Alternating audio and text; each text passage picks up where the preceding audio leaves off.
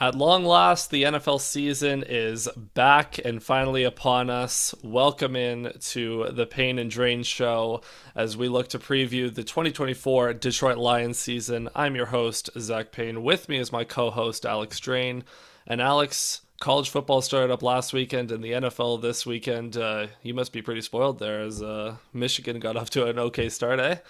Yeah, it was okay. It's not going to be the same as last season. I think for most Michigan and Lions fans, we sort of accept that last year will never be matched in terms of winning a national championship and then NFC championship games simultaneous. But maybe this year Michigan can be okay and it'll be the Lions winning the championship. We'll hope for that at least.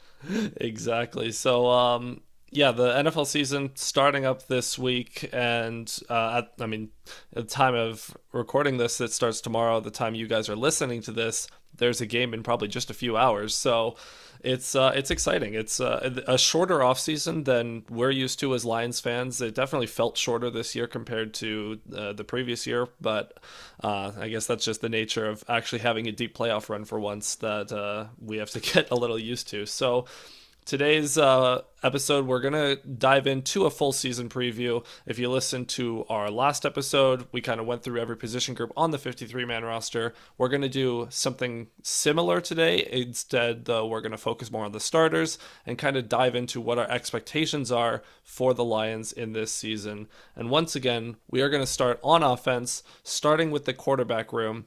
Now, how we're going to do this is every position group, we're going to give a confidence rating out of 10 and then kind of delve into why we feel that way and what our general expectations are. So, with the quarterback room, what is your confidence rating in Jared Goff, Hendon Hooker, and if they bring anyone else in? I know Jake Fromm's on the practice squad kicking around.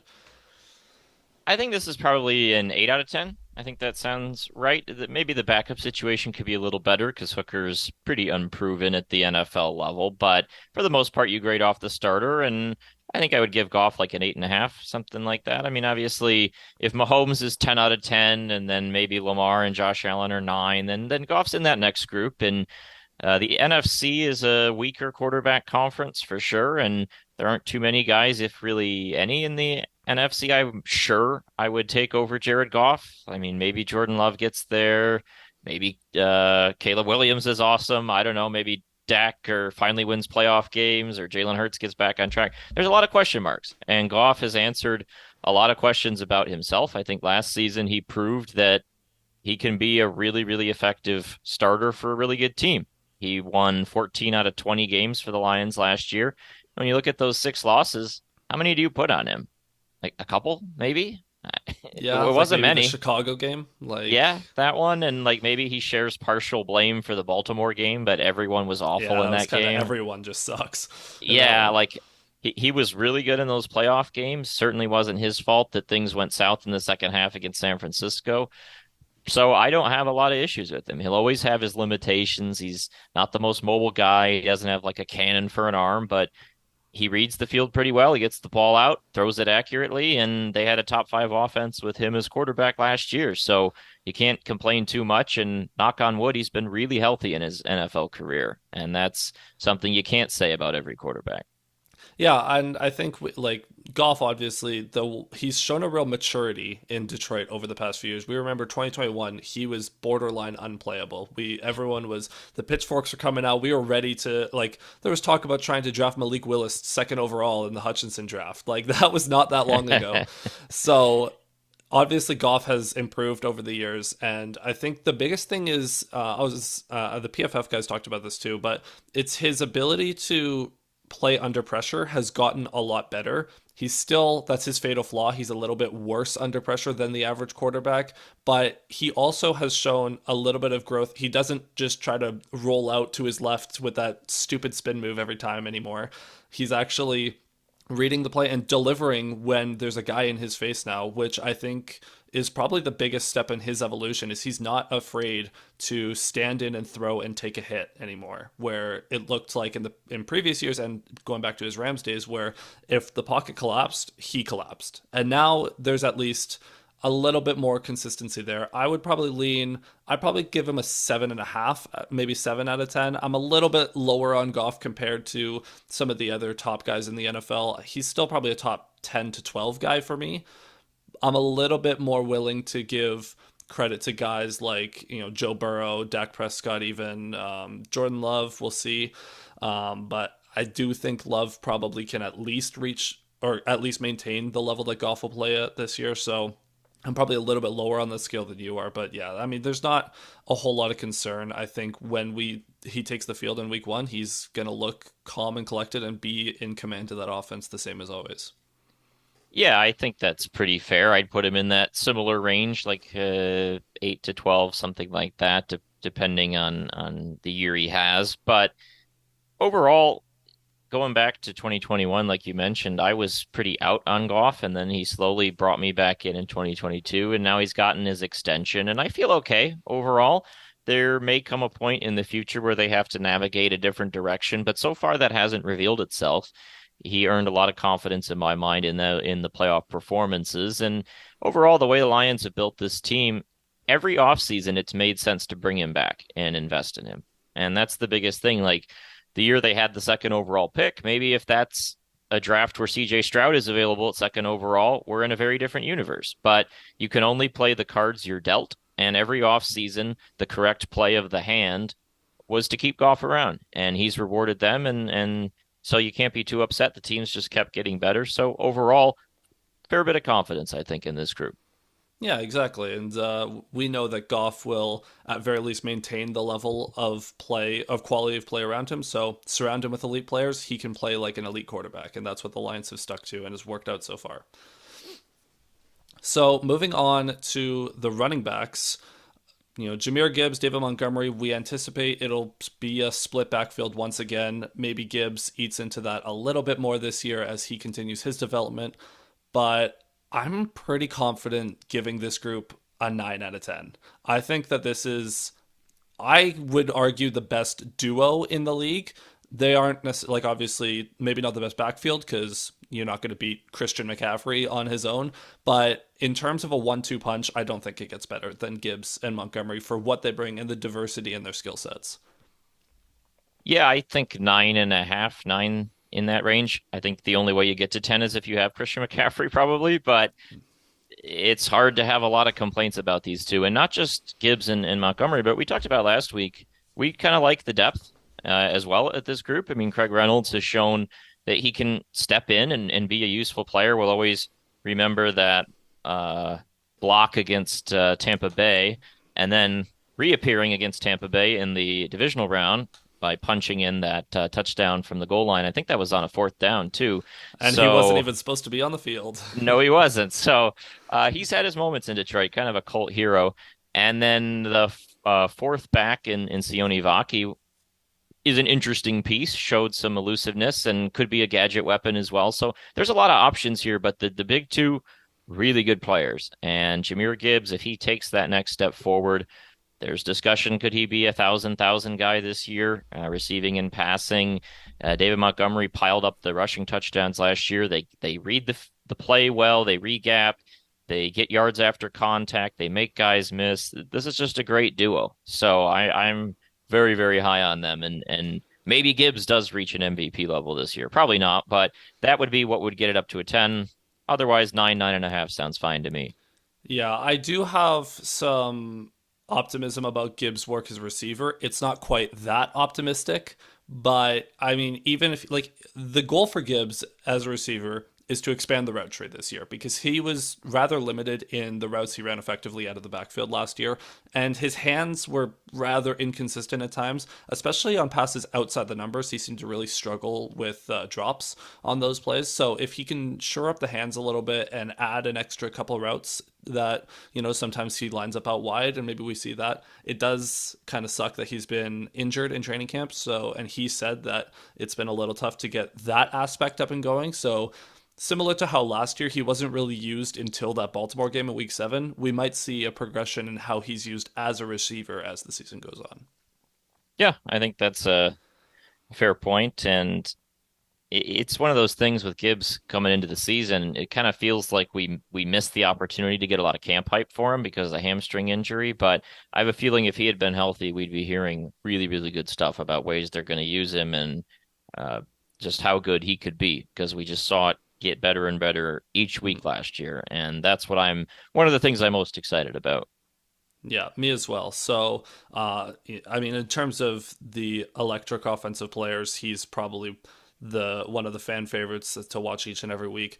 But another one is lined up at wide receiver, who fans and analysts alike are very optimistic about what he could do in year three, and that's Jamison Williams, part of the wide receiver group that is a little questionable potentially in terms of depth outside of Amon-Ra St. Brown.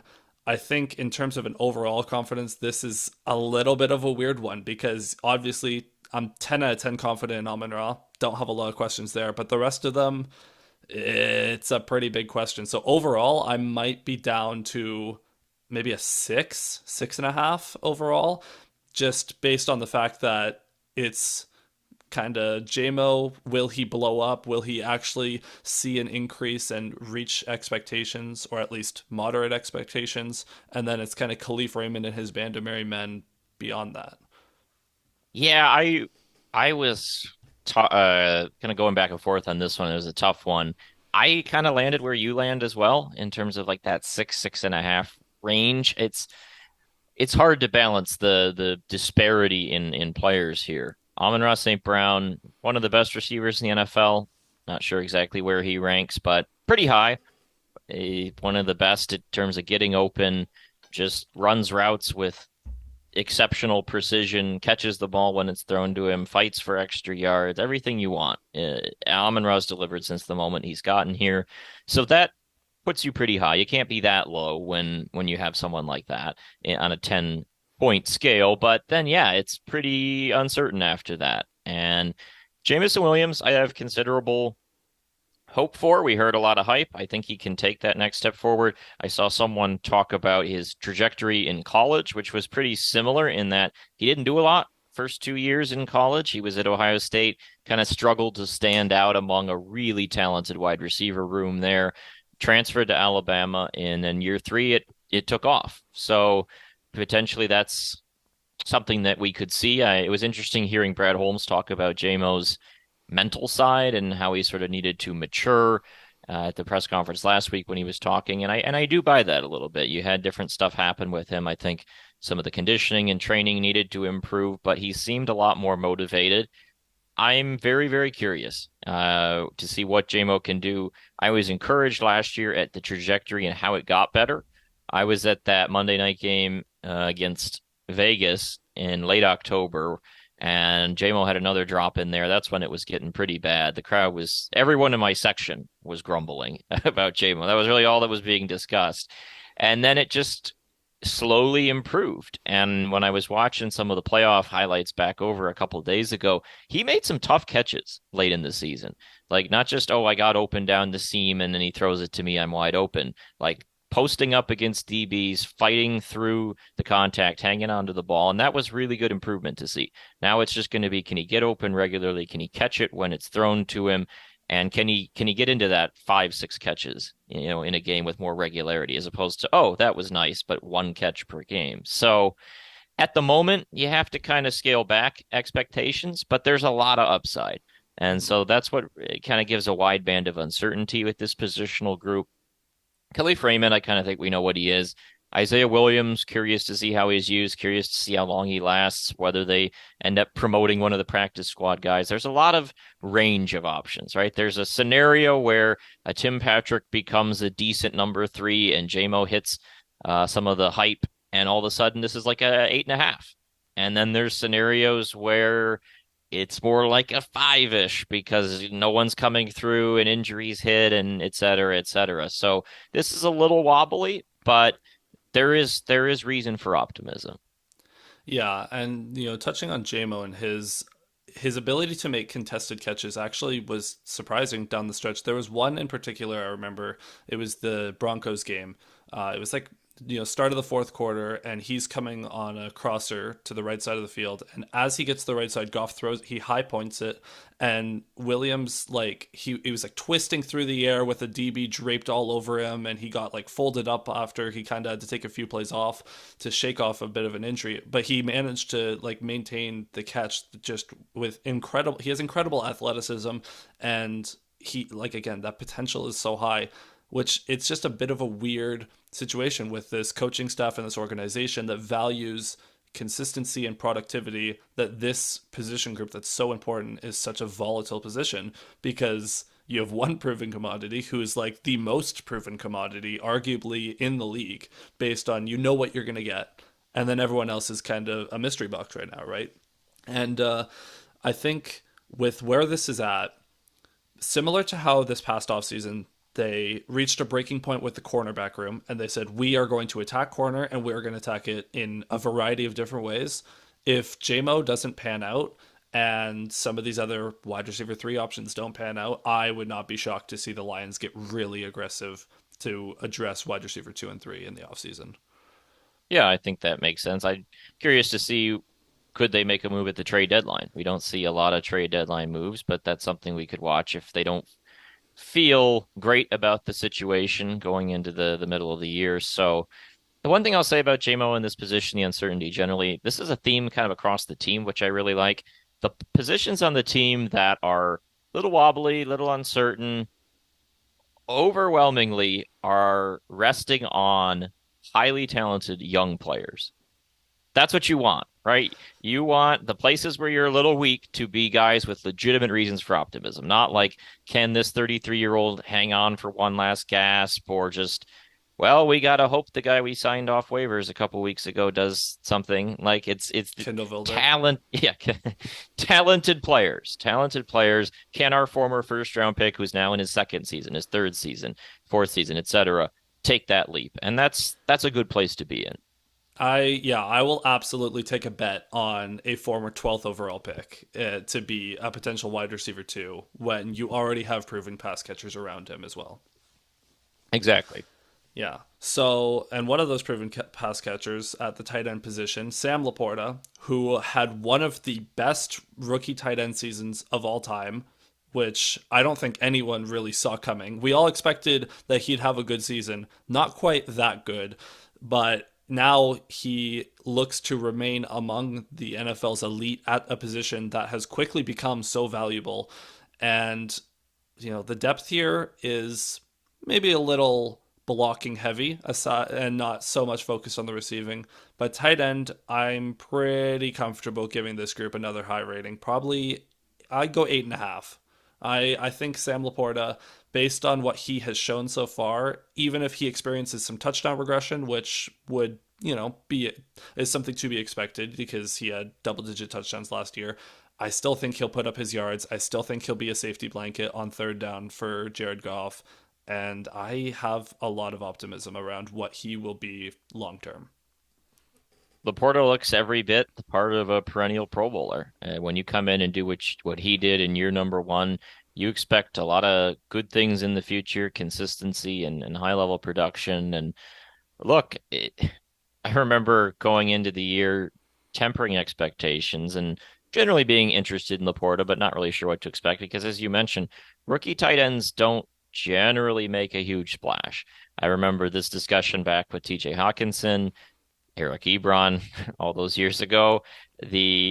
We're familiar with highly touted young tight ends, and generally you do have to pump the brakes a little bit as a rookie. There's a lot of adjustment that normally goes into it, and Laporta just came in and was seamless right off the bat, just clicked, and has become a big time weapon. And I think for me, honestly, with him this year, I'm looking more at how his blocking can improve because the receiving, yes, there are little things, and I know he's talked about little areas and fine tuning his game from a receiving standpoint to become a better weapon for the team. But there's only going to be so much growth when he achieved what he achieved last year. I mean, it's really just, I guess, can he jump to like the Travis Kelce completely uncoverable Gronk tier? Probably not, but maybe. I don't know. But certainly in the blocking aspect of the game, there is some room for improvement. And that's something I will be watching to see with him. And Otherwise, if he just does what he did last year again, fine with me from a receiving standpoint. It's hard to complain with the year he had. So when we grade the tight end group overall, I'd probably put it in that 8 range because when you have a guy like him, again, you can't have a floor set that low. The rest of the group, not sure. Brock Wright seems fine. He's done a decent job for the Lions. I think that he got was it a whatever you got? Was it an offer sheet properly that Yeah, the Niners signed him? Yeah, an offer sheet. it was like a 4 year something deal. It was a little bit of an outlier for backup tight ends. But the fact he got signed to an offer sheet by the reigning NFC champion is honestly a good indicator for him. Other people around the league think he's pretty good, so maybe that's more reason for optimism. But Parker Hesse is only kind of in this position group, being sort of a H-back, fullback sort of guy. But it's a little thin. The depth, if Laporta goes down for a period of time, that won't be great because does seem to be a bit of a drop off. But when you got a star at that level, you can't grade it too low. So I give it an 8 or something like that. Yeah, and as you mentioned, it is the blocking. I think Laporta is certainly a willing blocker, but it's just figuring out the technique aspect because the Lions obviously value it. I mean, James Mitchell and Shane Zylstra got cut because they aren't good blockers, and they kept Parker Hesse as the third tight end for that reason. So I think they'll definitely be trying to hammer away at that. I think by the end of the year, though, Laporta will at least be an average blocker. Not to say he's a bad blocker right now, but he definitely has some room to grow there for sure. All right, now probably the best position group on the roster, arguably offensive line, and I'm tempted to go 10 out of 10 here, just based on what the group can be.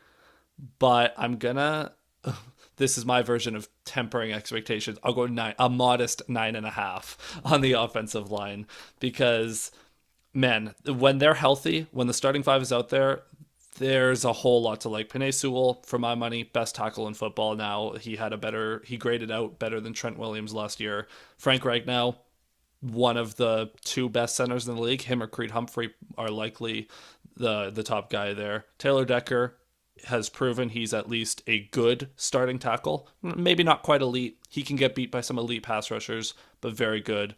I mean, Graham Glasgow, Kevin Zeitler, very solid guard options. And I know with the departure of Jonah Jackson, they might take a step back, small step back in the run blocking, but with Zeitler being so proven in pass blocking, they also might get even better in pass protection somehow, which kind of seems unfathomable after how good they were last year, but it's the world we're living in. Yeah, I'd be right in line with you at 9.5. I think a 10 is probably where you get if they had a little bit better depth or a guy that could come in and really feel like there's no drop off if you do lose a line or maybe two solid backups, whatever you want to say. But the starting five unit, hard to get much better than this. It should be the top offensive line in the NFL, maybe number two, something like that. They were right there last year and the previous few years. This is the lifeblood of their offense. This is what allows everything else to work. And you look at, I think the meat of it, honestly, is Frank Ragnow. I mean, Penei Sewell is probably the best player, but Ragnow is just the heart and soul, and he ties it all together. How much he battled in the playoffs last year. I remember, I think it was the Bucks game when he got rolled up on from behind, and they showed that. Oh my God, just I don't know how he kept playing in that game. yeah, he is a warrior, and he embodies everything this team is about. He embodies what the OL is about. Sewell is the best player, one of the very best tackles in the league. Decker, obviously, and then yeah, I think plugging in Kevin Zeitler, this could be a better line than last year. Not just because Zeitler graded out a bit better to PFF, which I have some things about with their OL blocking, but generally it's not a terrible service. And then just the fact that Zeitler, even though he's on the older side, has been very healthy in his career. And Jonah Jackson was not very healthy last year. They had to lean on Awasika for quite a bit last season. So if Zeitler's just more available, that could raise this ceiling overall as well. And Graham Glasgow played his heart out. I love his ability to slide to center if Ragnow is going to miss a game or two, which feels decently likely given his litany of ailments. So this five-man group, they open holes in the rushing game. They give Goff the time he desperately needs.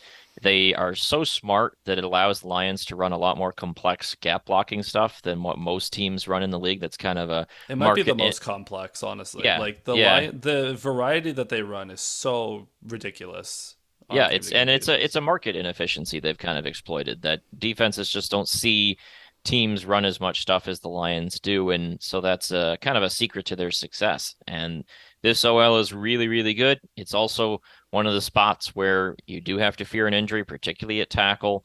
I think you feel okay at guard because we've seen Awosika enough, but Giovanni Manu is not there yet, and Dan Skipper, not a guy you want playing a lot of games. So this is the one place where you do have to kind of cross the fingers outside a quarterback. But when they are healthy, and they've generally been pretty healthy, this group should rock 9.5. Yeah, like I think the only like the concern I have on interior is if Fragnow inevitably misses a game or two, Glasgow as a center is just not quite as like he's not as good as he is at guard. Like he's capable and he is the best option at backup center, but there is a good drop off from when he slides over to center. And so basically, a Ragnow injury, you get the drop off at center, but then you also get a drop off at left guard because you have Graham moving over. So it would be a bit of a 2-for-1 if Ragnow goes down, which again, we kind of anticipate just to maintain his health for the playoffs' sake. But, it's the other thing too.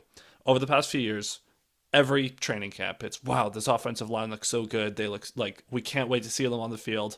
And then we see them for like 5 snaps, and then someone immediately gets hurt. I remember 2021, Sewell's rookie year. It was like the Tuesday before week 1, and Taylor Decker goes out with like a broken thumb for 8 weeks, and then he comes back, and then Ragnar's out, and then 2022. So excited, we got the offensive line back, and Halapuli Vaitai his career ends before the season in training camp. So I'm really just hoping we can actually see the starting five stay together for at least a couple weeks to start the season so we can see what a truly 100% Lions offensive line looks like. It would be nice, that's for sure. And at least going off last year's team, Jackson was the most culpable from injury standpoint, and now he's out of the picture. But And he's still we'll getting hurt talk for the about Rams. yeah, well, we'll talk about him later. Um, what I'll say about that is, and we'll get into this towards the end of the show, but one of the things that is sort of transitioning about this year where you have playoff aspirations is that I want to see this group intact and play as many games as they can, but ultimately we just need them healthy for the playoffs. Yep. That's all that really matters. So if they need to load manage somebody or do whatever is necessary, as long as these five can be ready for whenever the first playoff game is, that's what really matters. Yep, exactly. Now, last but not least, on the offense, before we switch over to the defense, we have to have a quick chat about who our offensive player of the year is going to be for the Lions. And I know you just were hyping up Ragnow. We know Amon-Ra St. Brown, what he can do. Who do you think will be the Lions' offensive MVP this season? This is so hard just because you have so many credible options. I feel like a lot of people have been naming Gibbs that I've seen. I've seen some naming Laporta. It's a toss up to me, but I think I'll still go Amon-Ra.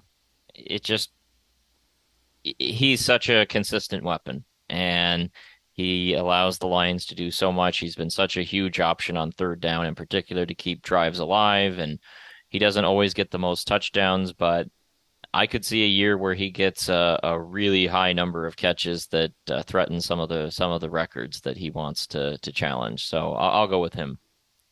Yeah, I think I'm gonna go to Penei Sewell because his athletic profile just opens up so many unique possibilities in this offense. Remember, going back to 2022 when they started using him in motion a lot, just coming across the line, and it's like a freight train moving across the line of scrimmage. And he gets a, if Penei Sewell, 330 pounds, gets a sprinting start on an edge defender or a linebacker, like there's no way that anyone's going to stand up to him. It's like a free 3 to 4 yards off the bat on a running play to the outside. So I like just because of how dominant he has been, he's one of, if not the best run blockers of any offensive lineman in football. He's such a unique talent that we haven't seen in Detroit in a while on the offensive line. And my hot take is, of all of the Lions on the roster, I think Penei Sewell is the most likely to eventually go on to a potential Hall of Fame career. Not saying that that'll ever happen. A lot of things have to go right, but I think he's 23 years old. He already has an All Pro to his name, and he's established himself as one of the best tackles in football. It's just about the longevity now. And we need to see it year after year, and he hasn't even entered his prime yet. I'm very optimistic about Sewell for a number of years. Yeah, I think that's pretty fair. The His age is just astonishing. He came into the league so young.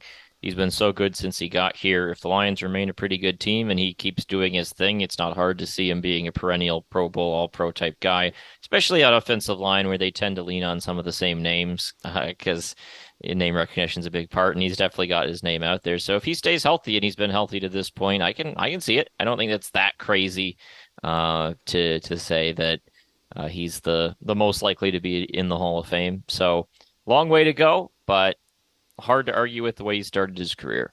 Yeah, that's a chat for 15 years from now, but Yeah. hopefully that's a conversation we have one day. So now we're going to move over to the defense, where there's a few position groups that, again, similar to wide receiver, have a little bit of question marks behind them. But one that I feel pretty solid with is the interior defensive line. I'm pretty comfortable giving them I'll say 7.5 again. Like, I don't necessarily think there's the truly elite talent to take them over the top. Depends how you feel about DJ Reader. I think he isn't quite what he once was, but he sure will be the best nose tackle Detroit's had in quite some time, and we know what Lee McNeil can do. And there's some interesting depth pieces as well. I think, whether you believe in Levi Onwuzurike or not, we'll kind of have to see. We're days away now from getting a glimpse of him. And if McNeil can stay healthy this year, he should be a shoe-in for 6 to 7 sacks as well. So I'm pretty confident in the interior. I think I'm a little higher than you. I think I'd go up to maybe an 8.5. I just like the depth in general. With Onwuzurike, in addition to your two starters, who I think are both really good. Lee McNeil had a great season last year, and DJ Reader has been a really solid guy. Some injury concerns there, but it's been a high-performing NFL player for a while. So you've got two good starters. I buy some of the Onwuzurike hype, maybe not to the extent that it was happening, but I think he can be a really useful rotational tackle who's going to step in and give you some pass rushing juice. And then you added Mekhi Wingo and into the draft as an interesting developmental piece. I just feel pretty solid about these four players. I think they were already a really good run defense team last year, and some of that was from the linebacker level and other positions coming in to help, because Benito Jones and Isaiah Buggs weren't particularly great players on their own. They got sort of helped out by other pieces on the team. Adding Reader could make this really the most dominant run defense in the NFL, and it will allow McNeil to pass rush a little bit more. It's a good unit with its starters. It's got some depth. I like this group a lot. I think it's really the teeth of the defense. Yeah, and I mean, the run defense is a very noteworthy point, because DJ Reader has a reputation of being one of the best run defenders, of the generation of the last 5 to 10 years. And he's joining what was the second ranked run defense in the league last year. So that unit could be number one again this year. So it's definitely a lot of optimism there. Now, moving on to the edge group, a similar problem to some of the offensive ones, where you have one superstar in Aiden Hutchinson, and then you don't really know after that with the trio of Josh Pascal, Marcus Davenport, and James Houston. So this is a tough one, because I think Hutch will push for 14 to 15 sacks this year if he can maintain at least a similar pressure rate to last year. I don't think he quite gets to what he did last year, but he can probably get 90, maybe hit 100 again. And if he does that, I think he'll be a little bit more efficient at converting those pressures to sacks. Not that sacks are the end all be all, but I think he should have a lot flashier of a season as far as the Bucks score stats go. So what are you feeling with this group? This just reminds me of wide receivers in the same way where you have this star caliber player and then question marks after that. Aiden Hutchinson's really good. I like his existence because it allows us to expose the people who don't know ball and don't think that like pressures are important. If you remember that whole saga last year, where's the sacks? He's a bum. Where are the sacks? Hutch has been dealing with like the most random criticisms since his Michigan days. Oh, his arms are Yeah, too well, short. He doesn't corner well enough. He's too upright as he bends the corner. Oh, he doesn't get sacks enough. Like he's just I don't know well, what's up. there is an undercurrent in the fan base divide with Michigan State stuff. That's a running subplot with his existence. But uh, I think also last year it went kind of under the radar that I think that hit that he took against Carolina, I On that believe, interception. and that Yeah. interception where he got like plowed right in the thigh, that made a bigger impact, I think, than people think. And he kind of acknowledged that later in the year that he went into a bit of a lull. And then towards the end, I think it was the Dallas game that he really came on hot. And then he was really good in the playoffs in terms of finishing sacks and that kind of thing. So I think he played some of last year hurt, which we should mention, but I have no concerns with him. He's going to do his thing. It'll translate into sacks more if he gets more help. And ideally, he could because DJ Reader could eat more guys on the line. And then if he gets help from the other edge, and that's what we don't know about. And that's where this position group kind of hinges. You have Josh Pascal. We talked about him last week. I expect him to play mostly on standard downs and then come off on passing downs. We could also see Onzurike play on the edge on standard downs, some shuffling like that from the interior. John Kaminsky would have played there, obviously, if he hadn't gotten injured. But it really rests on what do those kind of lottery tickets for pass rushers reward you with, if anything. You've kind of got two options in James Houston and Marcus Davenport. Davenport, it felt like we didn't hear, at least I didn't feel like I heard a lot about him in camp. The only thing I kind of heard from camp was Taylor Decker when he was like, "Oh, Davenport has the best bull rush I've ever seen." Yeah, I saw that quote, but I didn't hear a lot else. So he's kind of a mystery box. Honestly, one of the players I'm most curious to see in week one, just to know where we're kind of at. Because Davenport's had those moments in his career. He was a first round pick for a reason. He had some really good seasons in New Orleans, really efficient seasons. His pass rush win rate back in 2021 was one of the highest in the NFL among regular players. And even in 2022, it was a pretty good win rate. So he's a very efficient pass rusher. He doesn't play a ton of snaps, and he also gets hurt a lot.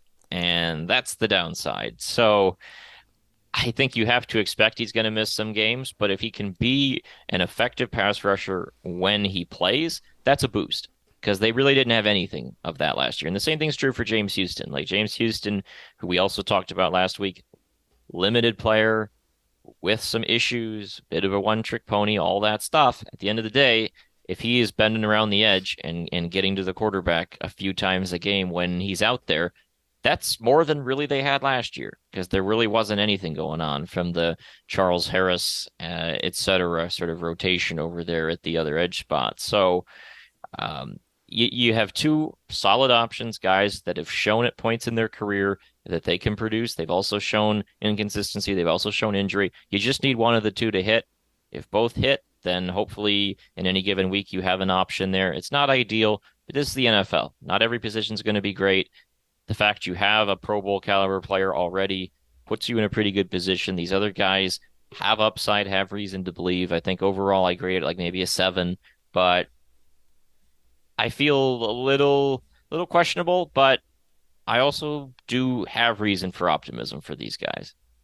Yeah, I'm a little bit more pessimistic on what Davenport and Houston could be. I think, given Davenport's injury history, I don't think they're going to play him very much. He might, like, him and Houston might alternate pure pass rushing downs, which just means that both of them are going to be even more limited in their snap count than they already were.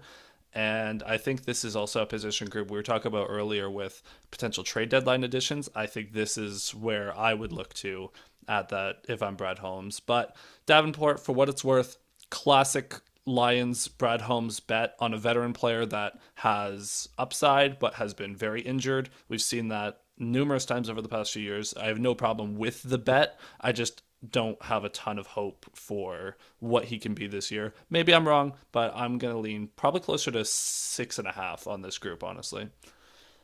Yeah, I think that's all right. One thing about Davenport we should note is the New Orleans connection with Aaron Glenn and Dan Campbell. Maybe that's something, maybe it isn't. But overall, good thing we have Aiden Hutchinson. That's what you can say about this group. Yeah, pretty much. Now, the defensive line as a whole, we do have a lot of hope for what they will be with those additions, and that should complement the linebacker group, who and multiple of them have talked about how having better run defenders up front helps them to be more disciplined in their gaps and drop into coverage more. I now the starting three, the Lions linebackers, I'm like weirdly confident in because we kind of know what most of them are. I mean, Alex Anzalone was a Pro Bowl alternate last year. Jack Campbell, we're hoping he takes that year two jump. And Derek Barnes, who continues to grow year after year, he's going to be switching to a bit of a different role, but probably one that suits his skill set a little bit better. And the depth, I love the depth at linebacker. I think I might go as far as to say, even though there's not like a true star here, this is probably the deepest group on the roster. I'd go 7.5 in terms of my confidence here. Yeah, I think that's a pretty fair thing. I definitely agree about the deep part. This is the position where it feels like there's the least drop off, like moving Yeah. down the depth chart, so to speak. Because even your guys towards the bottom, not talking about like Trevor Nowaski, but Jalen Reeves, maybe Malcolm Rodriguez, we've seen them play some inside linebacker, I and they think the can, top five will all play yeah, snaps a good amount this year. yeah, and they can step in, they can do their job, and then you get your starting trio, and again, it's a pretty projectable group, and there's a chance you get even higher in terms of upside with Jack Campbell. He's really the big question mark. A lot of camp hype. I am buying a decent bit of it because linebacker's a tough spot. It's like tight end we talked about with Laporta. It's a position that there's a lot of stuff you have to learn. You come in and you have to adjust to NFL speed. You have to learn your team's playbook, and it's a hard position to learn, period. Like even in college football, you don't want a true freshman starting a linebacker. And the NFL, it takes time. And now he's in that second season. He should be more up to speed on the team, on his teammates, everything you got to know how to do. I'm looking to see his coverage improve a little bit. That's something that was a bit of an issue last year, tackling as well. He hung in there and he was treading water. Now it's time to see him take that next step forward. It's okay if a rookie linebacker has his struggles, but you want to see improvement. I think there should be some. How much there is, that'll determine the upside of this group because otherwise, Alex Anzalone, solid player, gotten a lot better over the course of his career with the Lions. I was not a fan of his early on, but he's earned the right to stay around. Derek Barnes has made some improvements as well. I thought he got a lot better last year compared to the year before. And then again, you got that decent depth. So this group's pretty safe. It can't be much higher than like a 7 or 7.5 unless ideally Jack Campbell becomes a Pro Bowl level player. Probably not this year, maybe in the future, but overall, pretty solid. And you can shoulder an injury, feel okay. That's nice to have. These guys are good run defenders. They get a little better in coverage, then we should be in good shape. Yeah, and the other thing too, going back to the edge conversation, I would not be opposed to seeing Derek Barnes try to rush the passer a little bit more this year because I Yep. think there's some untapped potential there. Yeah, they were talking about trying to use him a little more in like a Sam outside Yeah. linebacker sort of role. Be curious to see what they actually And use that there. like going back to his Purdue days, he did rush the passer. Like he was originally an edge rusher that transitioned to Mike at the NFL level. And Yep. now I wonder if we can get into some of what he showed at Purdue as well. Now, moving on to the position group that is hopefully the most improved in corner. This group was, I mean, the top four are completely new. And we talked about the depth at this position last week, but we haven't really talked about what our expectations are for the starters. Do you think that this group can be, let's say, league average, like in the 12 to 18 range, like among corner rooms in the NFL? Yeah, I think there's a decent chance of that. And my confidence out of 10, I'd place them at like a 5 because Yeah. I don't know. Two of these four players have never played in the NFL, and that's a big question mark. But there is wide range of uncertainty, but we can start with what we know more of, which is Carlton Davis. We have seen him a lot. He's kind of your Cameron Sutton replacement. And you compare him to Sutton, he's got a lot more experience. I was looking at the PFF grades the other day, and what really stands out is just the snap counts. Sutton hadn't been around in the NFL that long. He hadn't been a starter in the NFL that long. His grades had been kind of choppy up and down over the years that he had played. Carlton Davis has been a starter in the NFL for a while. He's played a lot more snaps than Sutton has. His grades are fairly consistent. He was a starting corner on a championship winning defense that was pretty darn good. And there's potential to get more out of him playing more man as opposed to zone, which he played a lot of in Tampa. That was something they talked about when they made that acquisition. So we'll be curious to see how that happens. But generally, he's a fine player. He should come in and handle his business, what they wanted Sutton to do last year, and he wasn't really able to do that, especially later in the year. So I feel okay about Carlton Davis. And then what you need is one of your rookies to hit. Ideally both, but you need at least one of them. I feel okay about that prospect because it's two pretty talented players, two guys that had first round grades to a number of sites. Terry and Arnold I like, and it's Rakestraw had plenty of reasons to believe in him in the draft. Looked okay in the preseason. We'll see what those guys can do. But if one of them hits, and corner is a position, unlike linebacker, where guys can play early in their career and with great success. We saw Sauce Gardner do it to an extreme level a few years ago, but it's pretty common to see corners come in and be able to play. So if one of those two guys hits and Carlton Davis does his normal thing, that's probably in that 12 to 18 range. And I don't think that's that crazy of an expectation. And Mick Robertson, it seems fine. I haven't watched a ton of his game, but he's played. He's your nickel. Yeah, seems fine. And if worse comes to worse, Branch goes back to nickel, and you're all right. So at the end of last year, excluding Branch, this was a 0 out of 10, 0.5 out of 10, something like that. It was about as bad as it can get by the end of the year. And to move up into that 4 or 5 out of 10 range seems like good work from Brad Holmes, and it has a chance to be better if Tyrion Arnold really pops. So it shouldn't be that bad. This is the second year in a row they've had to completely remodel the cornerback room. This time it should work at least to a okay level. Yeah.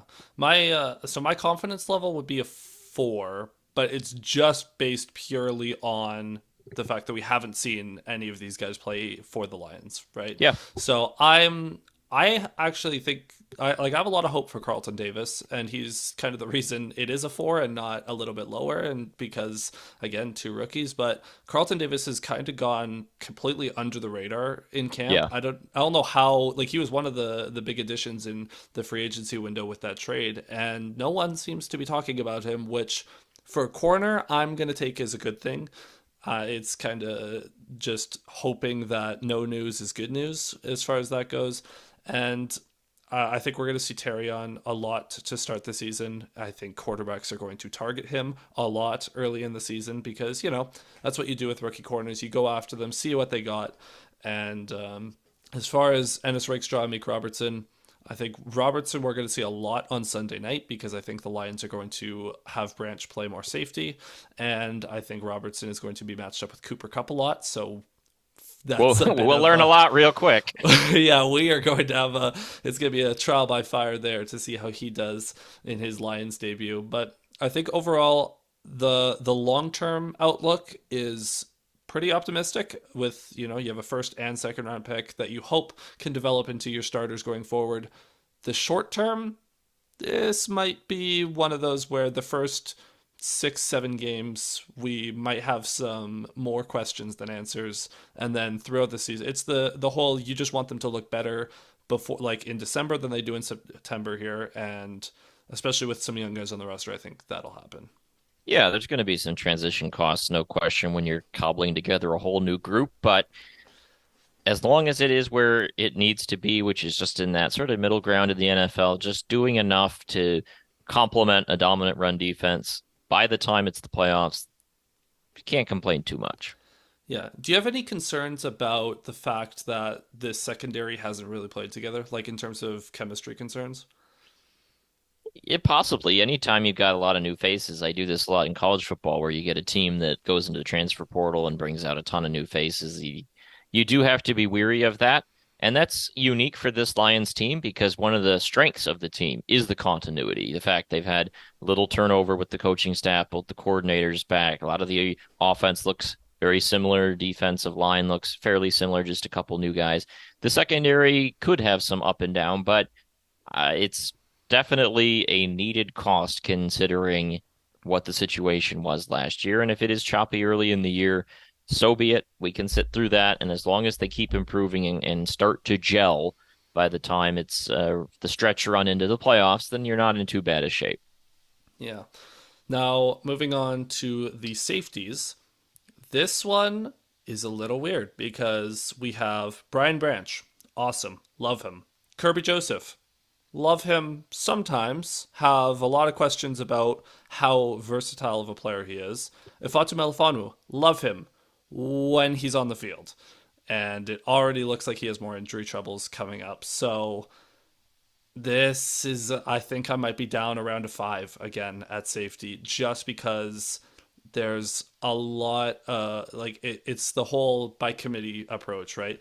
You have Kirby Joseph, great deep safety. Can't really do a lot other than that. Brian Branch can do everything, but you can only use him one place at a time. And if he has to play nickel, that also limits what you can do. And then Melifonwu, when will he play? That's a big question. But when he's on the field, he's awesome. So what is your kind of feeling about the starting group here? Safety, I think, is one of the more under talked about potential question marks with the depth in particular. It feels a little shallow, especially with Melifonwu being banged up going into the year. When everybody's healthy, I think that main trio of Melifonwu, Branch, and Kirby Joseph's pretty good. Kirby Joseph, I thought was a little disappointing last year compared to his rookie year. There were some ups and downs, some safety issues that kind of exacerbated some of He the really needs problems. to work on his run defense and tackling. Yeah, and there were some issues. I think it's obviously much harder to play safety when the corners aren't covering anybody, but there were some issues I spotted in that regard too. But I still have a lot of faith in him. He's at his best ball hawking. There's some things to improve on, but I think he can get back on track, improve into the free safety they really need him to be with maybe a little more versatility, but probably just doing his center field type routine. And then Branch, with the versatility he brings, everything he can provide, strong safety could suit him perfectly. I think his blitzing, run defense, tackling, and then ability to cover as well. And Melifonwu was a revelation last year when he stepped in. He really raised the ceiling of this group. So when he is healthy, I think this is in good shape. But the fact he isn't healthy to start the year feels a little ominous. And I don't know what to think about Brandon Joseph. So this group could get a little questionable if there are further injuries. Hopefully there will not be. But when they're healthy, I'd put them at like a seven, something like that. And then with the injury concerns, maybe down to a six. But I like the players individually. I do like the players individually, and it's back to the earlier conversation where if you're going to have question marks, let's at least have the question marks be young players that have a Yeah. ton of upside. Yep. And all of these guys do. And I think especially Kirby Joseph has a ton of upside that I know I'll talk about later for sure. Now, as far as a defensive MVP, the shoe in I feel like would be Hutchinson. So Yep. I'm gonna rule him out. Okay. Aside from Aiden Hutchinson, who do you think the defensive MVP will be? Oof. Uh, Again, I'm really high on the defensive tackles and the run defense and how that anchors the whole unit. So I'll go with Lee McNeil.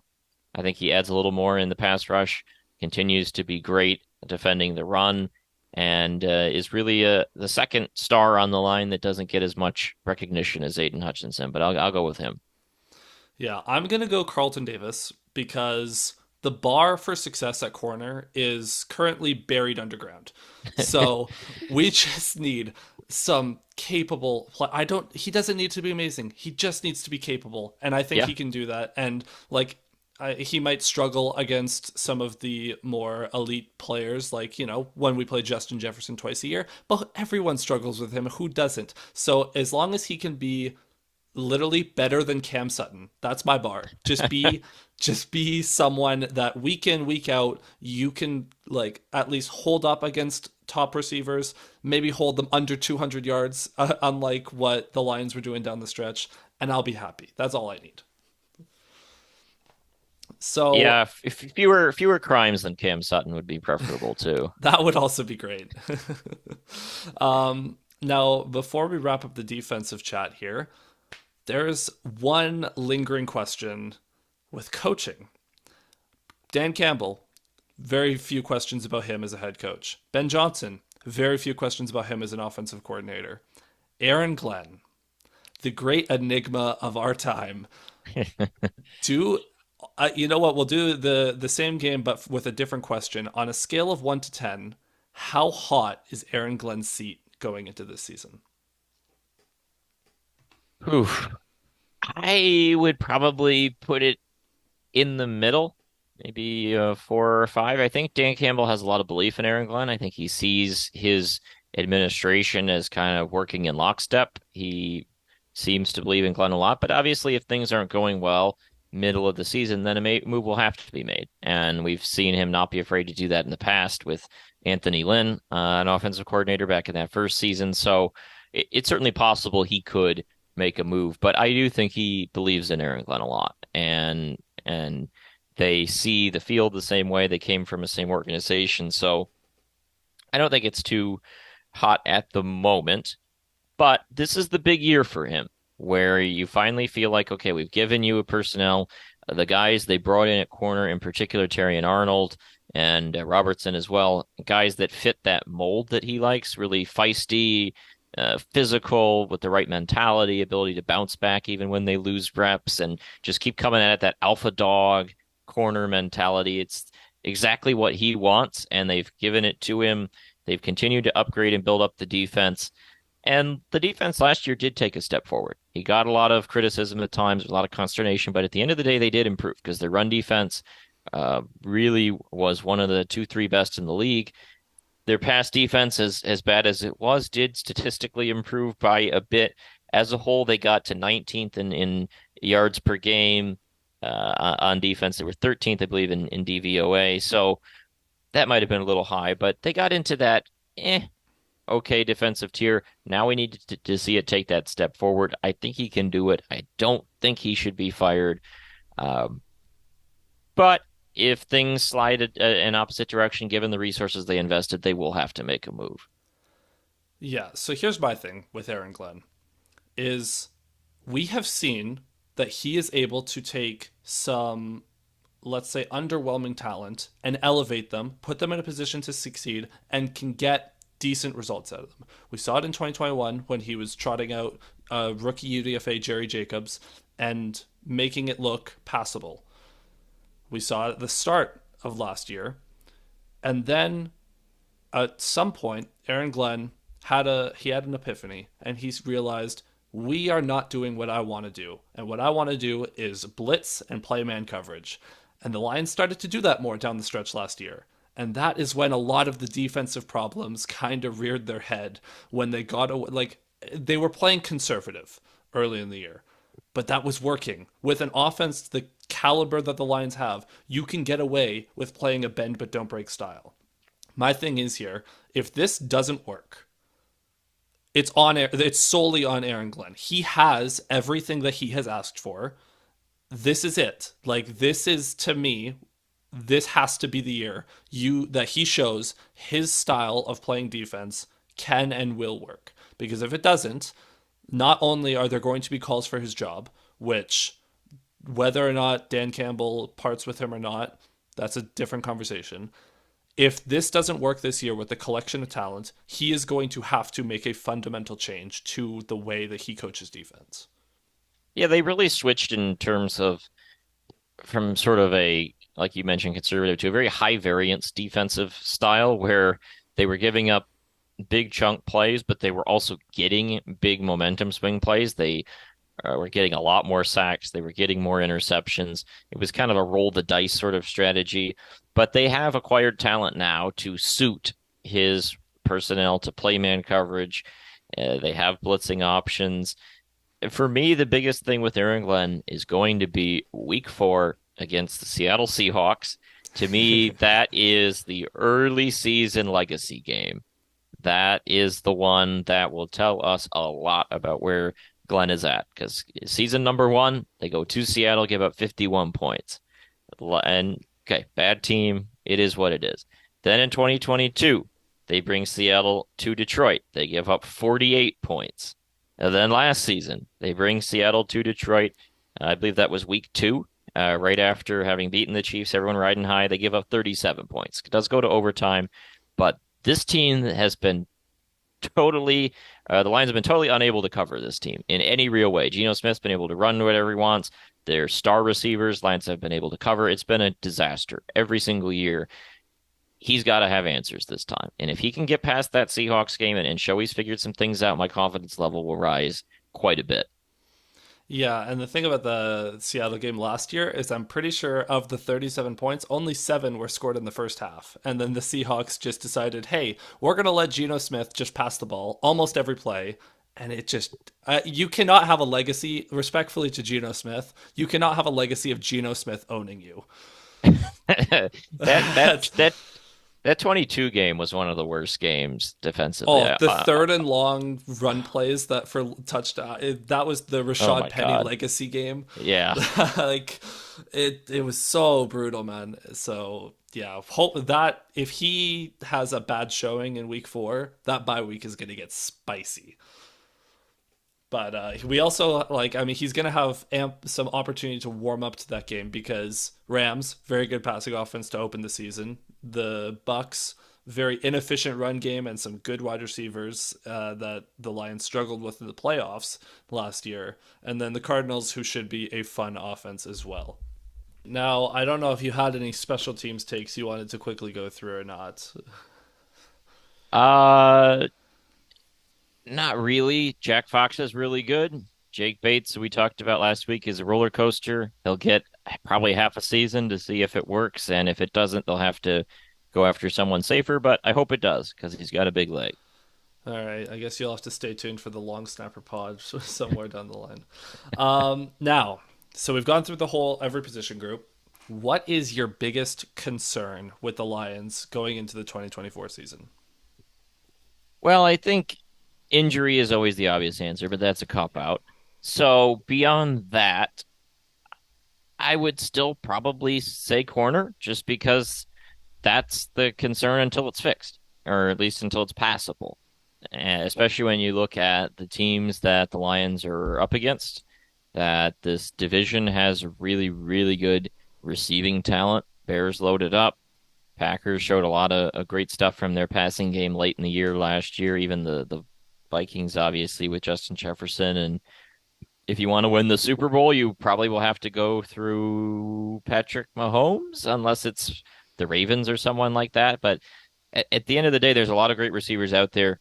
I feel fairly confident that if the Lions had hung on into that San Francisco game, they probably would have lost the Super Bowl because they weren't ready for prime time at the cornerback position against a great quarterback like Mahomes. So that's what needs to be fixed. That was the fatal flaw. That was the big weakness last year. Until we see that it has been rectified, it will remain the main concern. Mine's on a similar note, but it's a little bit different. I am concerned about the cohesion between the coverage and the pass rush. We Okay. know that sometimes you just need a good pass rush to make your secondary look good. Sometimes you need your secondary to look good to make your pass rush get home. The Lions, I don't know if they really have either consistently. And That is so that is fair. I worry about, so if Aiden Hutchinson's getting double teamed, is anyone else going to get home consistently? I know McNeil can sometimes, not necessarily at an elite rate. So if Hutchinson gets double teamed, who's going to get home? And if no one gets home, how long can the corners hold up? Or if the pass rush is starting to get home, is anyone going to just be left wide open for the quarterback to check it down to, throw over the middle to? Again, going back to the Seattle example, is Geno Smith just going to throw over the middle for 400 yards? It's a bit of it's like a chicken or the egg scenario if both options were death. Do you want death by deep passes or death by no pressure? And I worry on if the Lions can have that cohesion fixed, or at least be more cohesive this season. Yeah, I think that's a fair point. And last year it felt like there was definitely a situation where late in the year they would blitz a lot and it would still sometimes not be quick enough to deal with the coverage issues and they could give up those third and longs. We saw that in some of the playoff games late in the year as well. The pass rush and the pass coverage in tandem is the biggest weakness on the team because the offense can do whatever it wants. It has success in both phases. Run defense is monstrous. It's the pass defense that's got to come along. If it can get into the middle of the league as opposed to bottom five-ish, they are maybe winning the Super Bowl. That's what's got to improve, and we'll see if it does. Yeah. So the thing with the pass rush, right? Aiden Hutchinson, great player, love him. Had over 100 pressures last year. He accounted for over 37% of the Lions' pressures last year. The other elite rushers like TJ Watt, your Myles Garrett's, your Micah Parsons, they account usually for 27, 28%. Hutchinson was at he was such an outlier that I don't like obviously it won't stay that way. Whether Hutch has a little bit fewer pressure, like a couple fewer pressures, or someone else just can do anything, like that market inefficiency will come down before Hutchinson breaks the bank. The thing is, though, who is it going to be? That's just the big question: is who outside of Aiden Hutchinson can provide some pass rush juice to help the secondary hold up in coverage for 3 seconds instead of five. Yeah, the Lions were ridiculously reliant on Hutchinson. It definitely clouds his picture. It was why he didn't get as many sacks as he could have. I kind of wonder if it could be interior rush, if Reader I eating hope up so. more blocks allows McNeil to get home more. They're probably gonna have to get creative. They're gonna have to find ways to get pressure outside of Hutchinson, and that's another thing on the table for Aaron Glenn. Ultimately, this was a big concern going into the offseason. I was in favor of drafting an edge rusher. I liked guys like Chop Robinson, Dallas Turner, Chris Braswell, etc. They chose not to go that direction. They chose to use all their resources on corner. I don't disagree. You can't fill every hole in every offseason, but it is the one sort of area that feels kind of unaddressed. But maybe Davenport, maybe Houston could do it. We will see. It's definitely an area you could imagine a trade deadline move if one comes, but we shall see what happens. Yeah. All right. So moving on to bold predictions here. Uh, Now I have an offensive, a defensive one. I'm gonna let you go first. What is your bold prediction for the 2024 season? You go first. I want give me one Okay, second okay. just to All right. Yeah, sure, sure, sure. So I'm gonna start with my offensive bold prediction. okay. Jahmyr Gibbs is going to lead all running backs in receiving yards.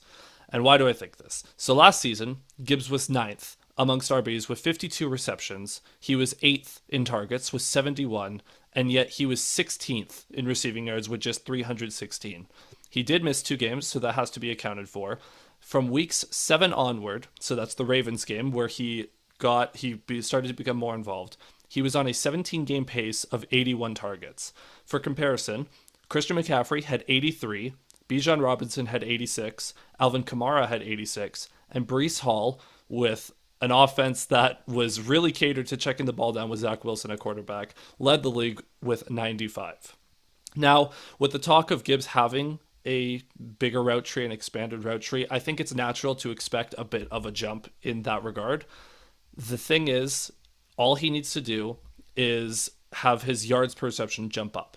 If he can jump his yards per reception up to the 7 to 8 yard per catch range, that would be in line with guys like Bijan, Breece Hall, Travis Etienne, Joe Mixon, Rashad White, and of course, Christian McCaffrey. So if that happens, he has as good a chance of anyone. I think Gibbs leads running backs in receiving yards. It's bold, but I think it's very possible. I like that one. Mine for offense, I'll go with JMO leads the team in receiving touchdowns. I'm going all the way in on that one.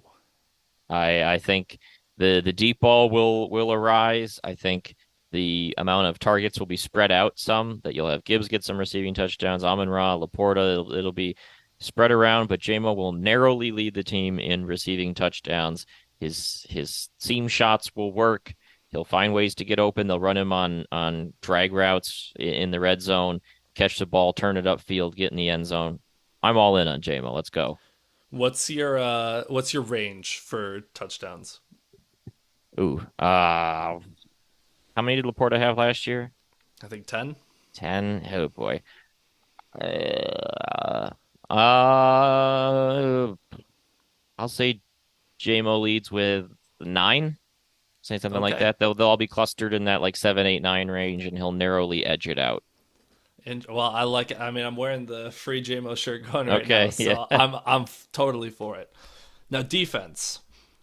Now this is again a little on the spicy side, but I think Kirby Joseph will be top 3 in the NFL in interceptions. Okay. Now, at face value, that sounds spicy. But you know what? It's actually not that big of a jump because since he came into the league 2 years ago, he has 8 interceptions in 2 seasons. And that's tied for fifth in the league with Tariq Woolen over that time. He's quietly become one of the best pure ball hawking secondary players in the entire league, up there with guys like Jesse Bates and Justin Simmons. A little bit below those guys, but I think he can ascend to that level. We've seen how good he can be as a single high safety. We've also seen his struggles when he comes down and plays in the box. I think Aaron Glenn has learned from those mistakes, and I think he will play Kirby Joseph in a role that caters to him more. And if the Lions' pass rush is better, that means quarterbacks will be forced to throw earlier. And if they're forced to throw earlier, that means Kirby Joseph will have more opportunities to make plays on the ball. So I'll pencil him in for 5 or 6 interceptions, and he's top 3 in the league. All right. Mine is Terrion Arnold makes the Pro Bowl as a rookie. Ho, ho, ho, ho, ho, ho, ho. So here's the argument. If the Lions pass defense takes a step forward, and it's seen last year as the big weakness, and it takes this improvement up into the middle of the league, there will be people looking for reasons why was this the case. And Carlton Davis, I think, will get some recognition for it, but Terrion Arnold being a first round pick, being a young guy, fairly marketable, well liked by the fans, everyone will say, "How did this happen?" I'll say, "Oh, it was this rookie. They drafted him, and suddenly things turned around. We know that rookies can come in and play well. He played at the highest level of college football at Alabama. He's played some really good receivers, gotten a lot of training, and he's ready for this moment. And I think the combination of his decent play, the Lions taking a step forward in that regard, general hype for him, he'll sneak in and get that Pro Bowl spot." Now, I have to ask if you have him making the Pro Bowl, who's your defensive rookie of the year pick league wide? Do you think he has a chance? Oh boy. I haven't honestly thought about that. Who are the other contenders? Well, considering there wasn't a defensive player picked until like 15 in this draft, Exactly. That's what I'm it's trying to think of. I Yeah, think guys like Quinyon Mitchell, Jared Verse, right. guys like that. I think he'd get consideration, that's for sure. I haven't thought about it enough, but he would probably, if he's a Pro Bowl rookie and given the defensive class, yeah, he's probably top 3 for defensive rookie of the year. Alrighty, so that's our breakdown of the Lions going into the 2024 season. But of course, they have a lot of competition, mainly in their division rivals. Is the NFC North looks to be one of the 3 or 4 best in the NFL. So we're going to quickly go around the NFC North and say one thing about the 3 rivals of the Lions and what we are scared of that those teams bring. Starting with probably the team that we think will finish in last based on their question marks at quarterback with Sam Darnold, the Minnesota Vikings. Now, obviously, Justin Jefferson is also a shoe-in for this, and I'll give it to you if you want it. But what or who scares you about the Minnesota Vikings? Yeah, Jefferson obviously is the big one. Not that much scares me. I think what does still exist, even with Darnold at quarterback, which is a big bummer for them with the J.J. McCarthy injuries, they do have good weapons. The T.J. Hawkinson's a fine player. Jordan Addison I kind of liked and I think could be pretty good this year. And then Jefferson, they signed Aaron Jones, so there's a lot of good weapons on this team, but it's hard to necessarily see it totally working the way Vikings fans would want it to work with Darnold as quarterback. I think there's a chance this Vikings team could be pretty bad, even though they have a lot of good players, just because they're in a tough division.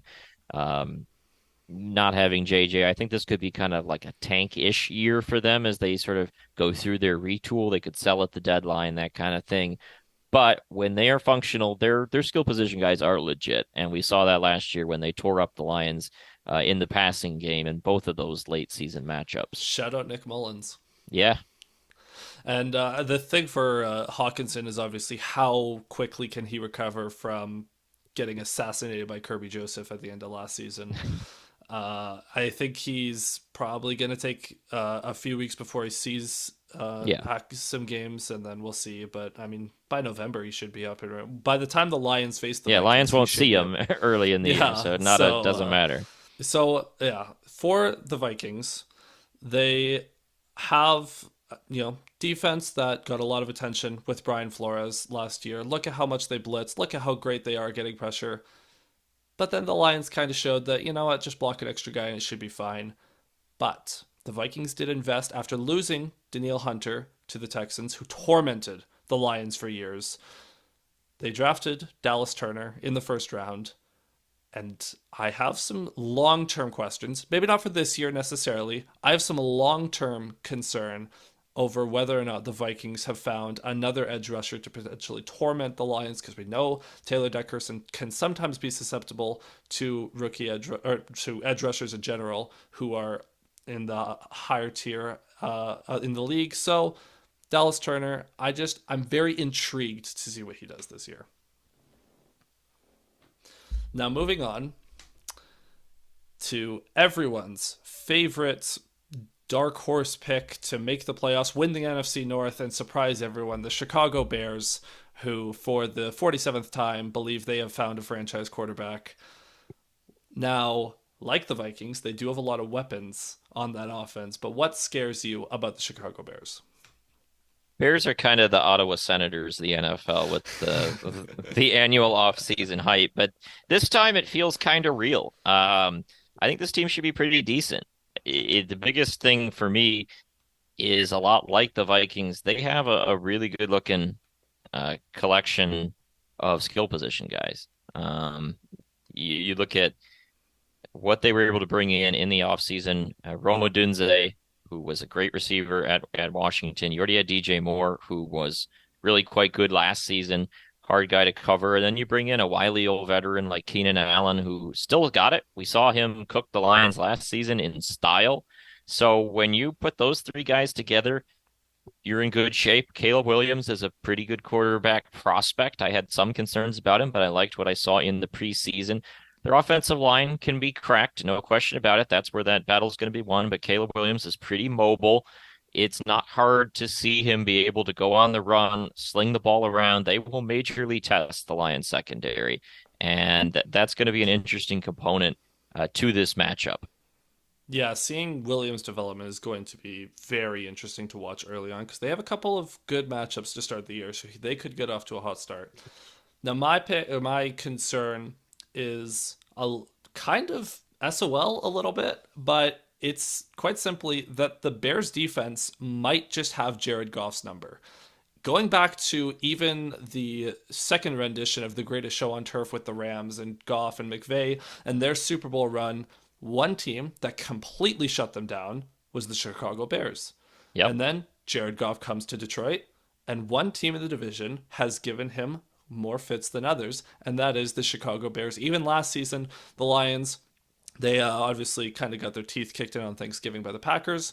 They handled the Vikings, but the Bears probably should have won both games against them, largely thanks to the defense that grabbed numerous interceptions on Goff last year.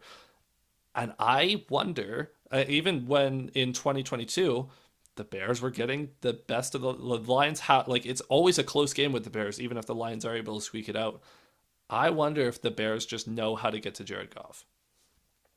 They had a pretty salty defense last year, especially in the second half after they got Montez Sweat. They have Jalen Johnson, really good corner, TJ Edwards. There's some good players on this team. And if their offense takes that big step forward and get improvement on that side of the ball, I definitely buy that they could be a wild card team. I think they're dangerous. And in terms of the schedule, honestly, that matchup at home on Thanksgiving is my, besides the Seahawks one, is like my most must win game of the year because I cannot take another loss on Thanksgiving. They need to be ready to go for that matchup, and the Bears are gonna be feisty.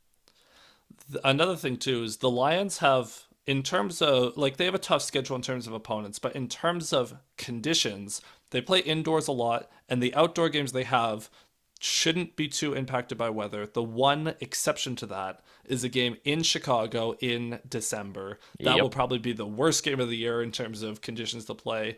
And the Lions might get shell shocked because that's really the only time they'll be out in the cold all year. Maybe the Packers in November, maybe if it gets down there in temperature, but it's that is one thing to note as well. Now, everyone's most hated team, the Green Bay Packers. I will say, if my Chicago pick was bordering on SOL, this one is pure SOL. My biggest concern is that these stupid cheeseheads have done it again and got themselves another potentially Hall of Fame QB talent. It is based purely on vibes and half a season of football from Jordan Love. But based on what he showed in that second half, there was a glimpse. There was a look at the potential of Jordan Love. And the potential of Jordan Love certainly seems a little too familiar, especially to Lions fans that have been tormented by Aaron Rodgers for years. Until we finally figured out that you just need a Kirby Joseph. I have a purely vibes concern here with the Packers because that always is the case with those cheeseheads from Green Bay.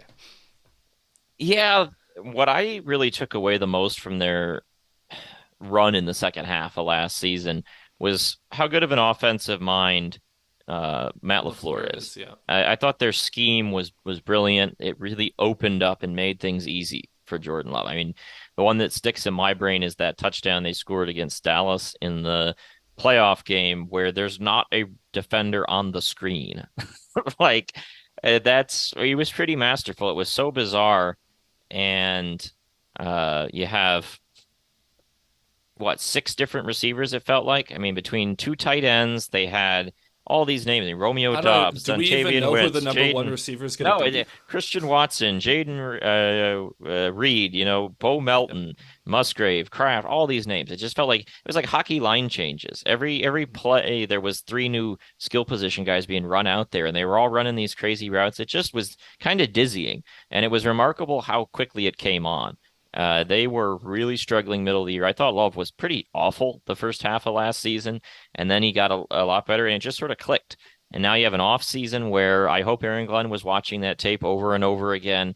I'm curious to see how defensive coordinators prepare and are ready for this. I mean, Love's a fine player. He has some good moments, and they paid him a huge amount. They believe in him. I think he could bring them good success, but this is why the Lions loaded up at corner. And as good as the Packers scheme was and what they showed offensively, at the same time they had big questions defensively, and that's something we should definitely mention. I like their edge position with Rashawn Gary and Preston Smith, but outside of that linebacker position, some of the secondary, there's real vulnerability there too. I expect the Lions Packers games to be high scoring games. I think the Packers should be a pretty good team, but I like the Lions talent a bit more overall. But Love does look pretty good, and he played well in the second half. Yeah, I will now. If I'm being like realistic and analytical here, the Lions, they did both. They proved that sometimes Jordan Love can get to them, and it's more so I think just because Jordan Love and Matt LaFleur have really good plans on how to attack man coverage with a bunch of different motions, a bunch of different concepts. I think leaning a little bit heavier on the zone will be crucial against Love for all teams across the league. But they also proved that they can get to him in that Week 4 game in Lambeau, Thursday Night Football. Never forget that. That was probably the greatest half of football the Lions played all season. And I mean, they've shown that they can beat him. They've shown that they can get beat by him. It's just going to be a matter of who continues to adjust the most as those matchups come up. Yeah, one other thing on Love, and in terms of the Packers doing it again or whatever, part of it is just you run a franchise well. And I mean, Love, I don't know. Maybe he will be a all-time superstar. Probably not because the bar set was so high. But even if he's a good player, that's a good win for them. But it's also you produce that by running a good team, right? Like you draft a guy, you prepare him, you run, give him weapons, build a scheme around him. Like they in part have quarterback success because they build for it and they don't just take a swing on a random guy and toss him out there and have him get eaten by the wolves. They groom guys and set this up, and that's credit to them. Second of all, the one thing about Love I don't like, there are times where he feels kind of like a social media quarterback or like a TikTok quarterback. Like, why does he do Definitely that? plays hero ball a lot. Why does he do that? Like jumping with the throw, like he Yeah. wants to, like he's like I have to be Brett Favre or whatever. Like just throw the ball normally. Like I don't know. It's like Mahomes in the preseason with that stupid behind the back pass. It's like cool, you got 4 yards. Yeah, it's I don't know. There are times where it feels a little like he's trying to do too much just to say he can or whatever when he's really Mhm. talented anyway. It's kind of weird, but that's just I me. I do wonder, like there's gonna be a couple times this year where he's getting a little too cheeky with the leaning back throw, like fadeaway Yeah, the throws. back foot stuff, and I don't know. It's cool stuff like that. It's kind of like deeks in hockey, right? Like, does it lead to a game-breaking play, or is it just something cool and skilled to put on a YouTube highlight reel? And sometimes it felt a little gimmicky to me. Well, Packers fans can ask the Bears what it's been like to have a Twitter highlight quarterback for the past few years in Justin Fields. Now, out of 10, what is your confidence rating that the Lions can defend their NFC North crown? I'd say a 7 out of 10, 6 out of 10. They should definitely be in the playoffs, no question about that. Oh, yeah. I think they have the best roster in this division. I think they should win it, but schedule's a little bit harder than last year, and the Packers are a good team, and the Bears are decent teams, and there's always injuries and wild cards and all kind of stuff that happens. So you can't put the probability too high when this is a talented division, but they are the favorite, I think. And I think they do have the best roster. I think it'll be harder than last year. I think they'll get pushed more than last year, but they are the favorite. They should win the North. So last year the Lions went 4-2 in the division. They probably should have been 3-3, but thanks to some last minute heroics against the Bears, they Yeah. managed to salvage a win. They'll probably need to do that again at least to repeat as division champions. The Vikings games, you probably got to win both of those. If you split against the Bears and Packers, you should be fine. But I mean, we'll see. Might be a tall order depending on how those other teams shape up. But yeah, I'm probably in the same range. Like I might go 8 out of 10. Like, I'm pretty confident in the overall roster construction that the Lions are just deeper than some of these other teams. Quickly, how do you feel about the rest of the NFC? Just as a quick note. Niners are probably still the biggest threat. Yeah. Eagles, now that they've rightly shed Matt Patricia as their defensive coach, they should be better?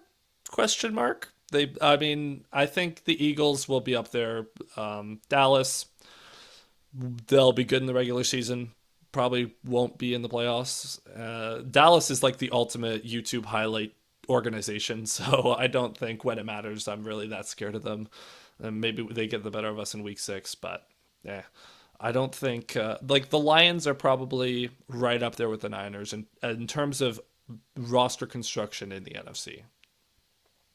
Yeah, I think this ideally you look at last year, they play a really tight game with the Niners in the playoffs. Lions, I think, got better in the offseason. Niners, I think, got a bit worse, so that's reason for optimism. I would say don't count out the Eagles. Their roster's really good. The vibes astonishingly bad. And that's kind of the question mark. You lose in the wild card round to Baker Mayfield. That'll happen. Not just lose, they got whipped. Yeah, Not absolutely not not a destroyed. competitive game. I mean, that one of the great collapses I've ever seen in the second I half mean, of last they year. also lost a real football game to Drew Lock last year. So Yeah. So it's hard to know with them, but when you do look at the pieces on the roster, they're a really good team. And yeah, Dallas, I don't take too seriously because they haven't made the NFC Championship game in ages. They've seldom won playoff games in my lifetime. It just, I don't know. Don't buy it until I see it happen. But it just yeah, feels like to me the NFC is a little weaker than the yeah. AFC in terms of like the depth of the conference. Well, because like the AFC, you have the Chiefs, they're your top dogs, and then you kind of have this second tier where you have the Ravens, you have the Bills, you have the Texans are hoping to break into that. The Bengals are hoping to get back to that if they stay healthy. There's definitely like in terms of predicting who's going to come out of the AFC, if you're not predicting the Chiefs, which good luck to you, then you at least have more options at your disposal to predict. Whereas if in the NFC it's Niners, okay, Lions, okay, anyone else, that's when you're starting to push it. Like Eagles, I can see if they can get back to playing competent defense, but it's just we got to see it. We got to see them on the field. Yeah, I think especially that like even third tier where in the NFC it's like maybe the Rams who we'll talk about in a moment, maybe the Bears. I don't know much beyond that. Whereas in the AFC it feels like the Chargers could be a decent team with Herbert and Harbaugh where uh the Browns were a really good team last year. Like there's just that next I mean the Dolphins, like it just goes on and on. The quarterback talent's so good. NFC is a little more barren and that's just an interesting thing that I've kind of noticed. Yeah. Well, now that we've previewed the season, we will talk very briefly about week one. This will be a condensed preview compared to what we will do the rest of the season. But wild card rematch against Matthew Stafford and the Rams. Unfortunately, fan favorite Kelly Stafford will not be in Ford Field to have her children get booed this time. But how are you feeling about the Rams? What are you looking for in this matchup? It'll be a test for the passing defense, no question about it. We saw last year in that wild card game, didn't go too well. They won the game, but they got gashed quite a bit, especially by Puka Nacua, who really ripped them up. That's something I'm watching for sure. Cooper Kupp, obviously, even a Tutu Atwell's not a bad player, and Robinson as well. So the pass defense will be tested. The other side of the ball, I feel pretty good. They moved the ball really well against the Rams in the playoffs last year. The Rams defense then lost Ernest Jones. Aaron Donald retired. It doesn't feel That great to Ernest Jones me. situation was so weird. Like Very he strange. he requested a trade, then he didn't request a trade, but they traded him anyways for quote unquote football reasons, according to Sean McVay. So yeah, Yeah, I don't know what's going on there. some weird vibes with this team as well. I think this is a game the Lions should win because Alaric Jackson is also suspended. We don't know exactly about Jonah Jackson's situation as well. There's some injuries on that offensive line. If they can get pressure on Stafford, which feels probable, and the pass defense does enough, then with what they should be able to do against a defense that's a little up and down, that's got a lot of rookies on it, it should be enough to get it done, especially at Ford Field at home. I think you should start the season 1-0. This isn't a pushover by any means, No, but I do think the Lions are a better team and they're at home. I mean it's like the Lions we think should be in contention for a Super Bowl. The Rams we think probably a wild card team, right? So Yeah. and they are going to be potentially without both tackles, definitely without one of them. Yep. And Jonah Jackson is a center now, I guess. So we're gonna see how that experiment goes. But I think Hutchinson will have a big game to start the year. Offensively, Kobe Turner's good. He's definitely not Aaron Donald. The Yeah. Lions should be able to push them around up front. And given the fact that Gibbs is coming off the injury, I would not be surprised at a heavy dose of David Montgomery. He might get 20 rushing attempts this game, and I wouldn't argue with it because we know that he's obviously a very good running back. And I mean, if it'll help, he'll probably get. I think he gets like at least 5 to 6 in the first quarter because they are going to want to establish the run and get everyone comfortable and honestly have everyone take a couple of hits to get settled into the season, right? So we're gonna see whether or not Jamison Williams can have an early season spark, hopefully. I don't love the Rams secondary, to be honest, so I think Amon-Ra should have a good game, Laporta should have a good game, and hopefully JMO can join them in that. Yeah, it should be a really rowdy environment. I think home field advantage will help with that. People are going to be hopped up for this one. They came ready to boo the children, but won't get the chance to do it. So they'll just have to settle and boo Matt Stafford instead. So it should be fun. And ideally, this is what I like about the schedule in part is if you can win that Rams game, then you feel in pretty good shape because you have Bucks at home after that. You feel good about that one. The Cardinals might be the worst team on the Lions schedule, or one of them. The Yeah. desert is a place of horrors years past, but that's a game you should win. And then you're home against Seattle in the Aaron Glenn legacy game. Like you're the favorite in all four of these games. Yeah. And so you have a chance to really get off to a good start to the season. But that starts this Sunday.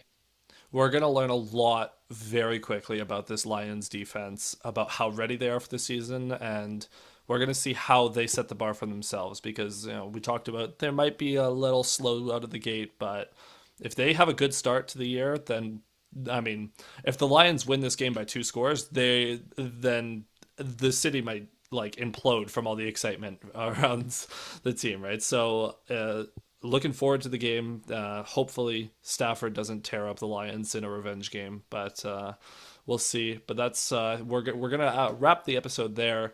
Alex, do you have any concluding thoughts as we look forward to the season? It's a season that has no parallel in my lifetime, or really the lifetime of anybody born starting in like the early 60s. It's going into a year of this feeling that I don't really know what to say. It's for so long in my life, you just wanted the Lions to make the playoffs, and you wanted them to just make the playoffs and maybe have a shot to break the playoff win drought. And now that's a lot of the way. Now it is about the playoffs, and that's a weird place where you transition as a fan. It happens with other teams and other leagues.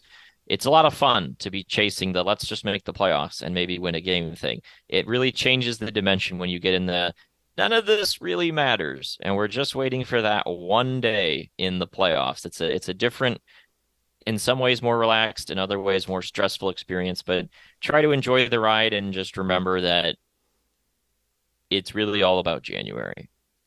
Yeah, and that is a very different feeling for Lions fans to just be like, we'll deal with it in the playoffs. But we'll see if well, first of all, we'll see if they can get there again, which hopefully they will, and then we'll see if they can get to February and beyond.